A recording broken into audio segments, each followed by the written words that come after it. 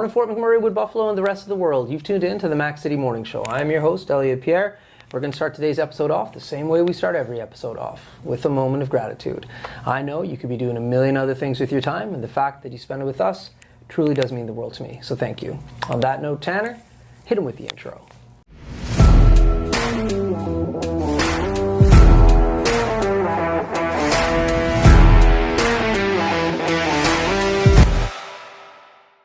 How's it going, you guys? It's Jake White, JJW, coming at you from Manuel Toyota in Fort McMurray.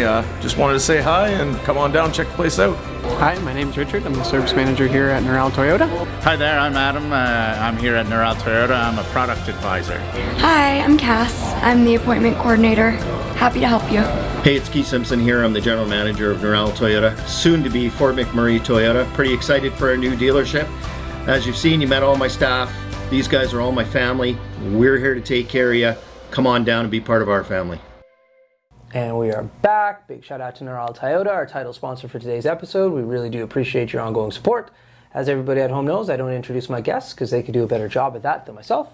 So, sir, can you please tell everybody at home who you are and what you're about? Sure, yeah, thanks, Elliot. My name is Manuel Escoto, and I'm the Director of Public Engagement and Communications with the Kidney Foundation of Canada, specifically the Northern Alberta and the Territories branch. Okay, so we're here in Edmonton today. Correct. Right on Jasper. This is a pretty sweet location. Yeah. So in regards to what you guys do, can you please explain a little bit? Renee did a really good job at explaining her new role in Fort McMurray, but as an organization in whole, what are you guys really up to? Yeah, certainly. So as an organization, what we really try to support is the kidney and transplant community, and specifically our patient, family, or donors. Okay. Focusing on the kidney piece first, of course, we're called the Kidney Foundation. Right. One of the main things that we try to do is raise awareness. Raise awareness on kidney disease, raise awareness on kidney failure, and all the difficulties that come with that. Right. 1 in 10, I know Renee said this, 1 in 10 Canadians suffers from kidney disease, and here in Alberta, over 500,000 people themselves have been diagnosed with kidney disease. Okay. But it's not really talked about. Nobody talks about it as a foundation. We're still trying to build our awareness. We're still trying to build the importance of kidneys, because people aren't talking about it. Right. Now, one of the things that I've noticed as a patient myself, I'm a kidney transplant recipient myself, is once you start talking about it, you make connections so quick, boom, boom, boom. Whether it's your friend, an aunt, a cousin, siblings, etc. Yeah. So that's what we try to do first and foremost, is build awareness. We want people to be healthy. Yeah. We want people to be getting their kidneys checked out, because with kidney disease, unless you're being active and you're getting checked out, you really don't know that your kidneys are failing or declining until it's too late. Oh, okay. And so how do you know? How do you test? Yeah, very, very simple. Talk to your family doctor, get blood work, get a urine test. I mean, they're the experts in that. That's right. But number one, just talk to your doctors. Say, I'd like to get my kidneys checked out. Yeah. And especially especially if you yourself have a high blood pressure or diabetes or any family history, those are the two most common causes of kidney disease and kidney failure. Okay. So if that's in your history, definitely be following up. Is there anything that people, like you just said, it could be in your history, family history. Is there anything that people could be doing just in their day-to-day lives that could be affecting their kidneys? I think the obvious one is drinking.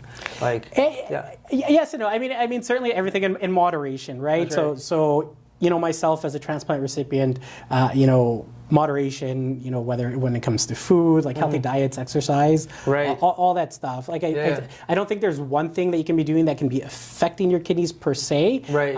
It's just generally living a healthy lifestyle. Yeah. Now, because there's 5 stages of kidney disease. Okay. So once you're in one of the 5 stages of kidney disease, Right. then you can alter certain things. So eat healthier. Right. If you're depending on what your specific circumstances, so this is very general, but depending on your specific circumstances, you might need a high phosphorus diet or a low phosphorus diet or low sodium or high protein, etc. Right. So that's why the first step is really understanding where you're at, if Right. you have kidney disease or one of the 5 stages, and then from there kind of figure out with your healthcare practitioner what it is that you specifically need. Yeah. So in your case, how did you find out? What age were you? What was that whole process like? Yeah, I'm an interesting case. So I'm what they called at the time that I was diagnosed a crash start. Okay. So I had no idea I had kidney disease until I ended up in emergency. Oh. So I was 19. Okay. It was my first semester of university. Yeah. Everything was going well, and then about Yeah. the last 2 weeks of right before finals, I started feeling off.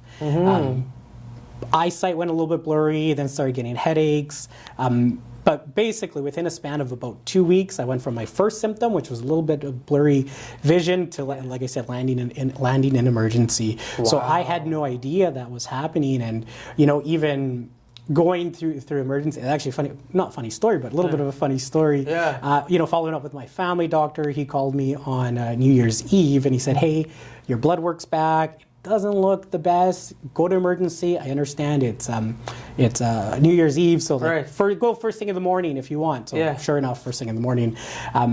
I say mine's an interesting case because what I found out afterwards is what caused my kidney failure is something that I was actually born with. Oh. So when I was born, I was diagnosed with what's called posterior urethral valves. Impacts the bladder, impacts a bunch of things on the inside.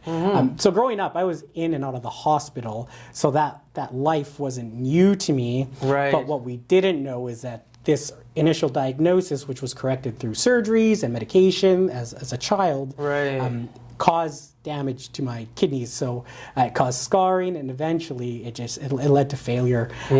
But earlier, I mentioned you don't know until it's too late. So symptoms weren't there until I was at very, very low renal capacity. Ended up in emergency, and because of my previous experience, I remember driving there with my parents and, it's fine. Like, don't worry, Mom. Don't worry, Dad. Like, I'm okay. Worst case, I'll spend a couple days in the hospital. I love hospital food. Don't judge me.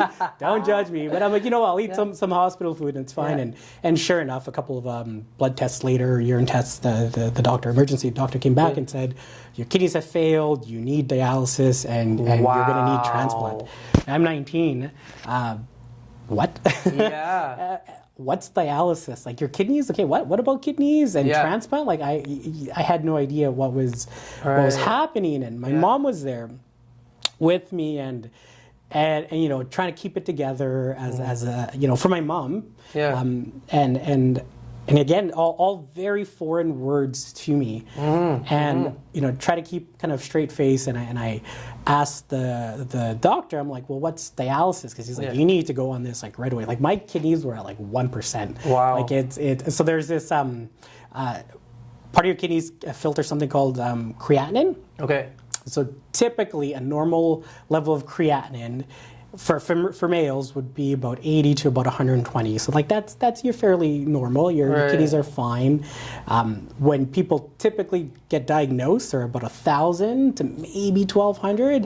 When I was diagnosed, it was over 2,100. Wow. So like the fact that I was alive and hadn't got into cardiac arrest was by some sort of miracle. Miracle itself. I'll say, but anyway, just to say that. I had no idea what this was. I asked the doctor, hey, what's dialysis? And he kind of explained the procedure to me. So dialysis, very lovely picture back here of what it looks like to sit in the chair. But I had no idea what that was. I had never heard of this before. So he explained to me, you're going to be hooked up to a machine. It's going to be filtering your blood. And I imagined that I was going to be like permanently 24/7 hooked up to a machine. I was going to be walking around with an IV, with everything, and that was going to be my life. And it was at that moment that I'm like, I just lost it. I couldn't. Like, sorry, Mom, I was trying to be strong for you, but I just couldn't. But that's not a unique case. This happens to so many people where they don't find out and it's too late. And it might not be as drastic where you need dialysis right now, but it's pretty severe where the outcomes can't be reversed or anything like that. So when you say transplant, like, some people like watch this show and like, Ellie, you don't know so much. Like, you're acting. I'm like, I'm not acting. I just don't know a lot about a lot. So when it comes to like getting your transplant, that's obviously like a organ donor that has given you that. Like, correct. How long were you on the list for? Like, how does that process even like take place? Yeah, all excellent questions. So there's two ways you can receive an organ: from a deceased donor or a living donor. So with kidneys, liver, and lungs, you can receive it from a living donor. Yeah. So lungs. Like part of your you can donate one lung. You can donate a piece of your liver. Again, depending on how much they they take, for lack of a better word. It depends on certain circumstances. Yeah. But the cool thing with the liver is like within a 2-week span, it grows back. Okay. Which is very interesting. But with kidneys, you have 2, and technically you only need 1 to live Right. I was aware of that. Yeah, long, healthy life. So your liver regenerates? it regenerates. Yeah, the liver regenerates. So you, like, let's say I was your donor, they would take out a piece. Not I can't, I have this, like, and then I'd give it to you, you get it, and then my own would start to regenerate. Yeah. Cool. I had didn't- no idea. I didn't know that either until, well, obviously Yeah, from when you- working when you're dealing in with this it. Yeah, world, yeah, right? But with the kidneys, so that you can get a living or a deceased donor. Okay. Once you start Has to be a match dialysis, though, right? it has to be a match. Okay. A lot of things which are way over my head. I'm not a scientist. Yeah. But of course, like but blood work, and they look at your HLA typing, and very a lot of things that that's why we have brilliant scientists out there who are looking at this and who are taking care of you throughout the process. But it has to be a match. So in my case, I was fortunate enough to receive a kidney from my mom, a living donor, who from the beginning said, it's going to be me. Yeah. I'm very lucky. Every time I share my experience, I say I am so lucky because I had a fantastic support system in my family and friends, and my mom, my dad, and 2 of my brothers. My sister was too young at the time, but they all stepped up and they said, yes, test us. From there, it was my mom who was the best match, and she just went through the complete process. They screened everything on the donor's end, right? They don't want to take a kidney if it's going to cause them harm, whether immediate or long term. So when you donate a kidney, and they won't take a kidney or an organ from you unless you're like completely healthy. That's right. So that's a positive. So she went through the whole process. I was on dialysis for about 21 months, so just under 2 years. Okay. Until I finally got my transplant, and got my transplant September 4th, 2007. Okay. So we're about to go on to 16 years. Congratulations, about bro. 6 weeks now. Thank you. That's nuts. Thank you. So something, I got a question. You were saying like you thought you were going to be walking around with this thing all the time. Yeah. That's not the case, but I have no idea, and I think a lot of people would be in the same boat. How often did you have to come and sit and do the dialysis? Yeah, great question. So with this specific one here, you do this in center, so in a community set, like in a community hospital or in the hospital. Right. So I was at the University of Alberta Hospital. You go 3 times a week. Oh, geez. Okay. The treatment itself, like you're physically hooked on for about 4 hours. Ooh. Okay. Which is a lot. And it's not for me, it wasn't painful. I can't speak to other people's experience. It wasn't painful, but it drains you. Yeah, of course. Like that drains you physically, mentally. It is exhausting. Yeah. And it's interesting, patients like to call it a double-edged sword, dialysis, because it is a life-saving treatment. That's right. Without that, I'm not here. That's right. Right? Exactly. Yeah. But the treatment itself wears you down. Because you get the treatment. So my runs were Tuesday, Thursday, Saturdays. So on Tuesday, I was already ready for dialysis. Like I needed it. My body needed it. Right. Exhausted from the run itself. The next day, you're recovering. So we're on to Wednesday. You're recovering because it's still exhausting. Yeah. Maybe Wednesday evening, you're like, okay, I'm kind of feeling like a little bit of myself again. Yeah. And then Thursday, you're scheduled for your run. Mine was an evening one. Right. It's like you can already feel the impact of the toxin, right? Because kidneys, they filter out all the toxins. Right. This does the work of your kidneys, but at a 10% rate is what they say. Right. So your blood is being cleaned, but not to its full capacity of what kidneys do. Yeah. So it's exhausting. Again, I was younger. I had a great support system. Yes. So my family took care of everything. Because he's probably going to be watching this, I give a shout out to my brother, Chris, all the time. He drove me every run for 2 years. He picked me up and he dropped me off, for dialysis, and he picked me up every run. Like maybe the odd one here or there, not. Yeah. And I was lucky to have that. And I would come home, 10:30 in the evening, and my mom would have, dinner ready for me. Yeah. And the next day, I just had all these supports, but that's not the reality for a lot of patients. So to your question earlier, that's what we're here for. We're here to support patients. A lot of the programs that we offer are to fund different types of needs that they need when they need it most. Right. So I always like to say that we're the last line of defense, right? Because So if you're a patient, there are government programs, there's family supports, etc. But when all that is exhausted and you literally have nowhere to go for food, for gas to get to dialysis, or like even a taxi or a bus pass, things like that, groceries, paying for your housing because you're on this, you can't really work. One, that's a part-time job in and of itself. That's right. But when you feel the way you do, like you can't work, right? So depending on your level of support, like we pay and we support for so much, whatever it is that patients really what they need. Right. We are there to pay and to provide those supports that they need. Yeah. On the financial level, right? So we have our short-term financial assistance program, which is one of our more utilized programs. Because if they don't have that, where do they go? That's right. There's nowhere else to go. Yeah. We don't want them on the streets. We want them to get the treatment they need so they can stay as healthy as possible until they get that transplant. Right. With transplant, if you get sick enough, they'll take you off the list. You have to be at a certain capacity to receive that. So that's what we're here to do. We're here to provide that support.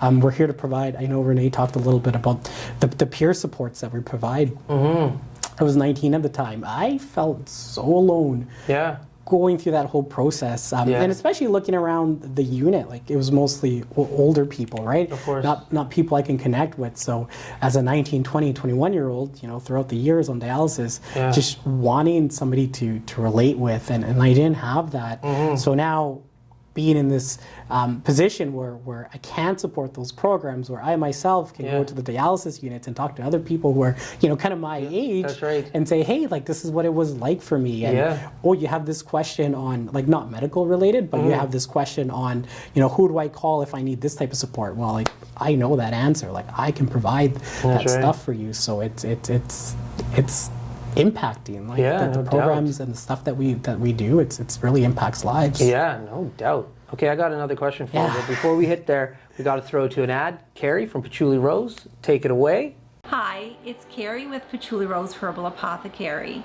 I know our summer is coming quickly to an end. And during the summer, we always think of applying our sunscreen, but sunscreen is a product that we should be using every day of the year to protect our skin against harmful UVA and UVB rays, also against premature aging.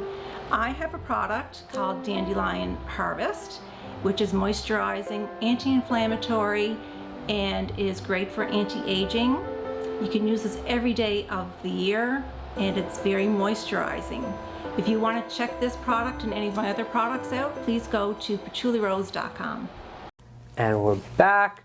Okay. How did you line up this job? Because it seems kind of like custom made for you based on your experience. Like, how did that all take place? Yeah. This it was interesting. I didn't know about the Kidney Foundation. So again, when I say raise awareness, this is why. I had no idea the Kidney Foundation existed until about 5 years after I got my transplant. So throughout it, I wanted to give back. So I Googled volunteer kidneys Alberta. Right. And the Kidney Foundation, of course, came up. So I started off as a volunteer in about 2015 and just helping out with whatever it is that they needed, events or me going to, doing like educational presentations, whatever it was. I eventually had the opportunity to join this team in August of 2017. Okay. And I've been here in various capacities since. Okay. So what is that? Almost 6 years. I think I celebrate my 6th year next year. So, I on my personal end, I have a love for policy and for research and that type of work. So, like I went to U of A. I got a master's in public health. So, a lot of those skill sets that I think I just have. So I went out and did my schooling. Right. Like I bring here, right. So when we talk about the programs that we're developing, when we talk about the advocacy that we do, working with government members and trying to help the passing of certain policies that will improve the lives of our patients. Right. That's kind of it. All brings it together. Like this job, as you said, is really custom made, and it brings it all together for the skill sets I bring. Yeah. I'm glad you talked about this a little bit, or you mentioned it, because I was like, it was in the back of my head and I forgot it. So you were 19. First semester. There's no way during, or maybe there is a way, I don't know. Were you continuously going to school afterwards, or did you have to take a hiatus? for the semester directly after, so I Yeah. got diagnosed like January, so your Yeah. winter semester starting. Right. I was in a full year course, Yeah. so I took that course, but I dropped all the other ones. Okay. And then I continued at so full time, the 5 classes. Yeah. I was taking 3 classes ish throughout. Really? yeah. At the U of A. Yeah. I know. I've been to the U of A. Like you're walking around like it's a campus. It's a campus, yeah. Again, I reiterate that I feel like I was very lucky in my circumstances. I was younger, Right. So I felt like I could just maybe handle it more. And Yeah. it's a great question. I always You're a champ, bro. reflect about this is why, like I shouldn't have done it. And when I encounter people who are going through similar experience now, like I tell them, no, just like take the time. Like you don't Yeah. have to push yourself. But Yeah. I mean, back then I was just like, no, I got to keep going. I got to do this. I got to do that. Yeah. Good for you. And then Awesome. I did. Yeah. Well, dude, I could talk to you for hours, and I'll probably talk to you after this camera comes off. Hopefully, you come back on and we have more chance to inform the public. But Yeah. the shows are tight for a reason, so you can come course, back. yeah. But before I cut you loose, everybody gets a shameless shout out or plug. So you have the mic, the camera, the lights. Have fun. Yeah, well, we have Renee Manners in Fort McMurray, so please check out the different events that she's going to be hosting. Like, we really want her out in the community, so support what you can. I mean, we are here based in Edmonton, but we provide programs and services for everything Red Deer up north to the territories. So we saw Fort McMurray, we recognized it was a need, a high growing area that we needed support. That's why Renee's there. Do what you can to support Renee. Reach out to me. Renee has my contact. Get it from her. Let's collaborate. Let's see how we can impact lives. There we go. Awesome. Well, Fort McMurray, Wood Buffalo, the rest of the world, that's been another episode of the Mac City Morning Show. From the bottom of my heart, thank you so much for tuning in. Big shout out to our title sponsor, Neural Toyota, as well as Carrie from Patchouli Rose. Thank you both for your ongoing support. Other than that, I hope everybody's having a great day. We'll see you tomorrow. Peace. Thanks. What a deadly old way to end another morning show. Later, boys. It's so ballistic!